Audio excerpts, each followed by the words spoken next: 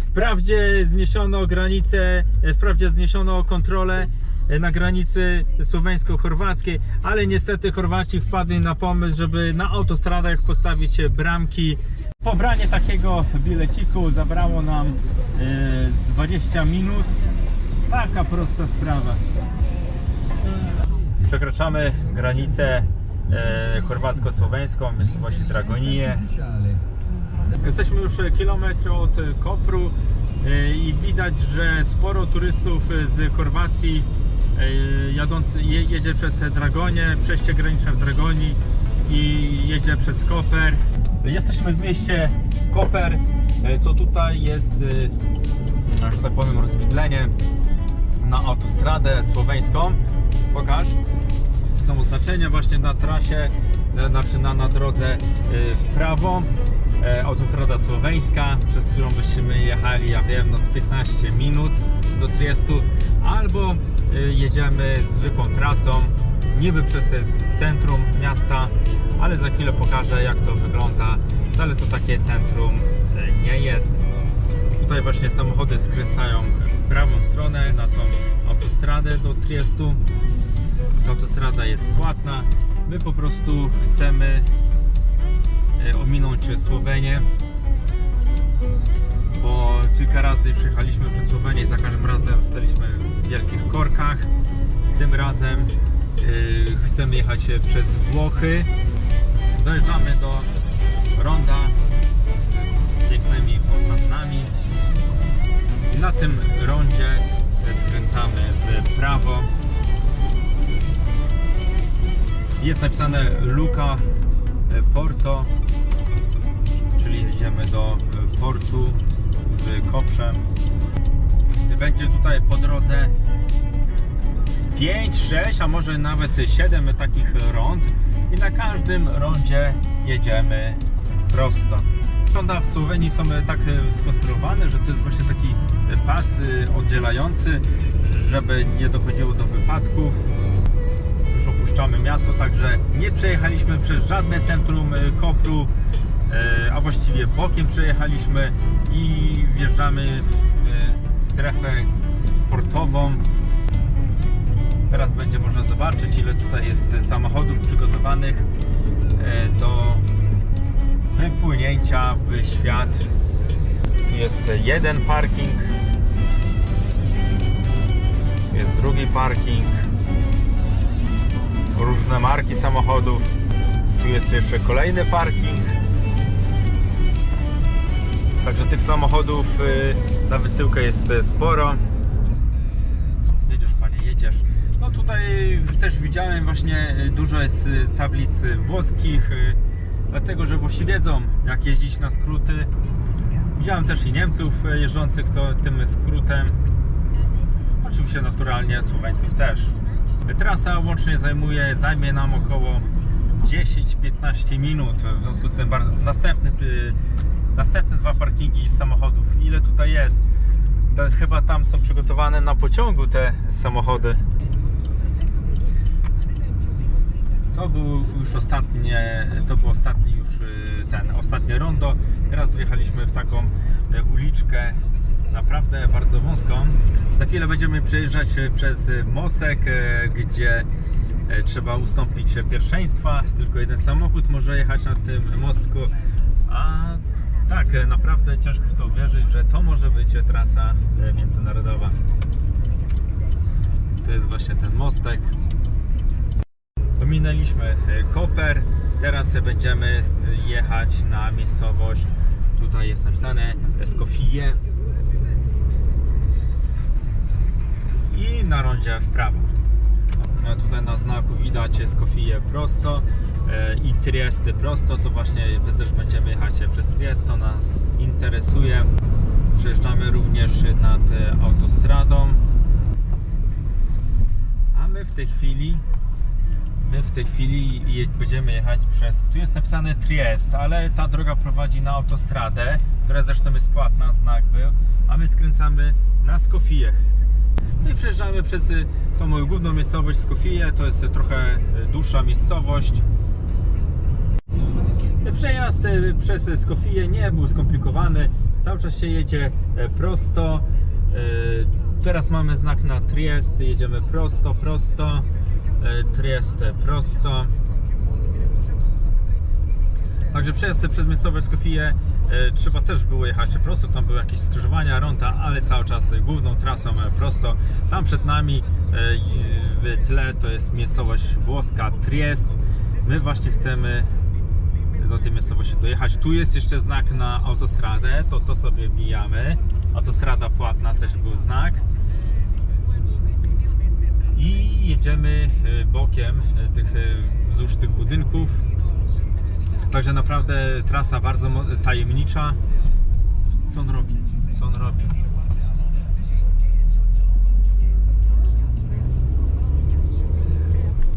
I proszę Państwa, to jest ostatni skręt w Słowenii.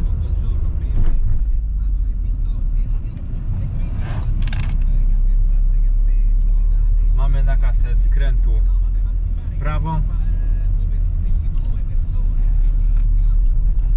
I proszę zobaczyć. Tak, i proszę zobaczyć, jesteśmy we Włoszech, Italia. Z kolei we Włoszech jest zwężenie drogi, dlatego że kontrola graniczna jest tam trochę dalej. Właśnie tam dalej widać wozy policyjne, to jest jakby przesunięta kontrola graniczna.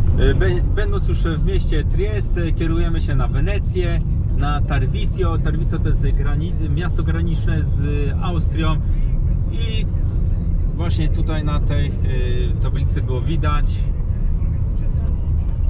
Możemy się kierować na razie na Wenecję, na Mediolan albo na Tarvisio. Ale też chcę wspomnieć o tym, że na tej autostradzie no nie ma korków, no nie ma jakiegoś tam zatłoczenia tymi samochodami i my wybieramy właśnie trasę przez Włochy, jadąc do Chorwacji, dlatego że no nie stoimy w korkach w Słowenii, tylko po prostu jedziemy płynnie cały czas. Na autostradzie włoskiej między Triestem a Udine obowiązuje przejazd płatny. Biletto. Tak, pobieramy sobie bilecik.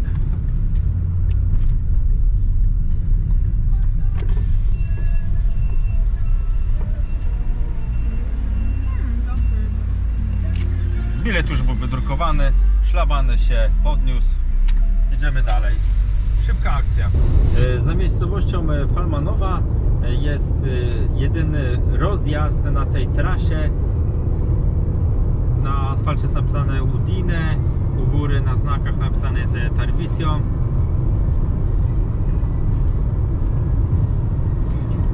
Tak wygląda ten rozjazd. Tak, zjeżdżam w prawo. Zaznaczone, że jest granica austriacka.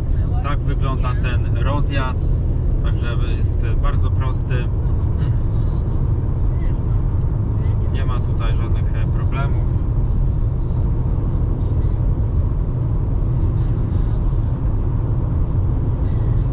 Jedziemy razem z ludźmi, którzy wypoczywali również w północnych Włoszech. Zakładam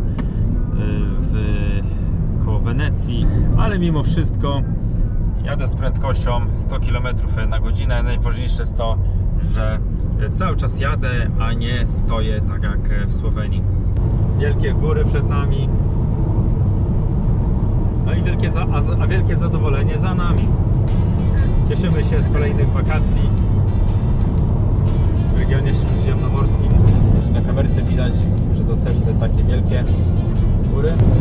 Trasa zaczyna coraz inaczej wyglądać. Jest taka bardziej widokowa. Nie warto się spieszyć,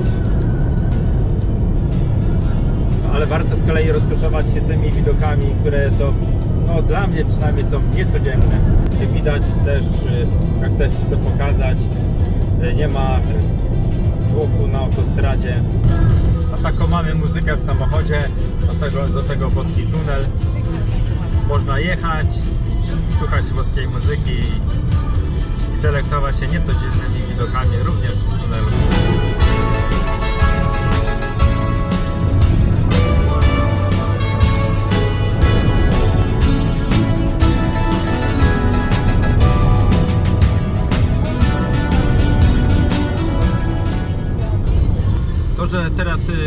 góry są tak niskie, to nie dlatego, że Alpy stały się jakieś niższe, tylko my po prostu cały czas jechaliśmy pod górę i jesteśmy blisko szczytów tych gór. No i podjeżdżamy, tutaj bilecik, łącznie zapłaciliśmy około 13 euro. Trasa naprawdę przyjemna, godna polecenia, i ciekawa, i pusta, i przyjemnie się jedzie. Polecam naprawdę zdecydowanie bardziej niż przez Słowenię i Słowenię Lubianę. Powoli żegnamy Włochy. Do tego słuchamy piosenki Arrivederci, Tarviso. Arrivederci leci właśnie. Tarviso mijamy, udajemy się na Villach, a z Villach na Salzburg. W godzinie 20 wjeżdżamy na teren Austrii. Informacja o winecie. Ja tą winietę kupiłem przez stronę internetową. Szukamy znaków na Villach, a później na Salzburg. Te Alpy są, można powiedzieć, płaskie, ale to tylko jest złudzenie, dlatego, bo ta trasa no, jest po prostu przy szczytach tych gór. Mimo że jedziemy trasą przy szczytach gór, to temperatura też jest imponująca, 28 stopni. Tak. Tu chyba było naprawdę, tu jest ciężki zjazd, najpierw w prawo, później trzeba w lewo od razu.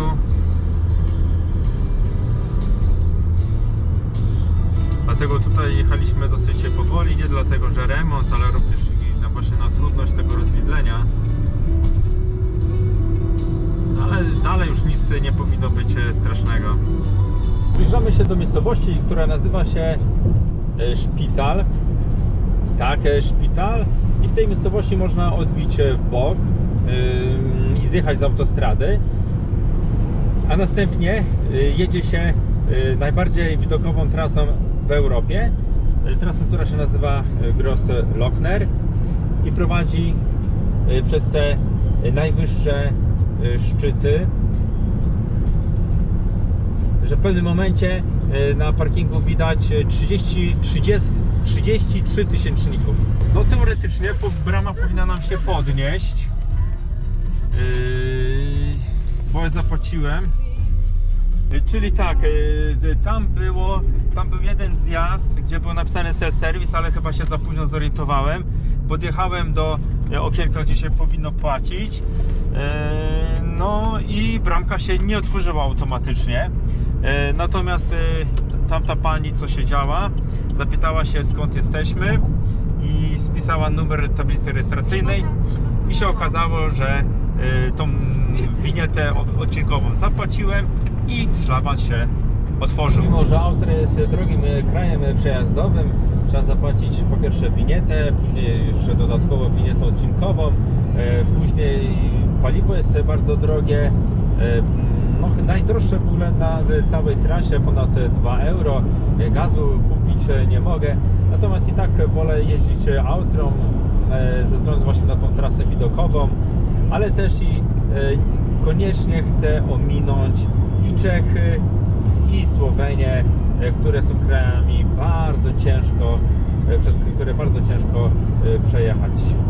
Chorwacką Istrię przejechaliśmy w kilkadziesiąt minut, Słowenię w 25 minut, Włochy chyba 3, około może 4 godzin nawet. Natomiast Austrię przejechaliśmy raptem w 2 godziny i 15 minut. Mimo że Niemcy i Austria należą do strefy Schengen, gdzie no, powinno być przekraczanie granic takie bezproblemowe, to jednak od wielu lat na tej granicy niemiecko-austriackiej za Salzburgiem jest kontrola graniczna po stronie Niemiec. Ale na tym chciałbym zakończyć ten filmik. Pokazałem, jak przebiega ta droga omijająca zakorkowaną Słowenię i niby autostrady czeskie. Się nie opierać o to. Ja nie mam pojęcia, zasady są. A co ty nagrywasz?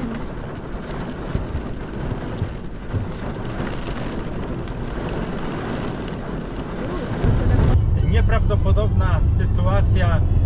Przyjeżdżamy do naszego domu i mamy temperaturę 31 stopni. Kolor nieba dokładnie taki sam jak w Chorwacji dzień wcześniej.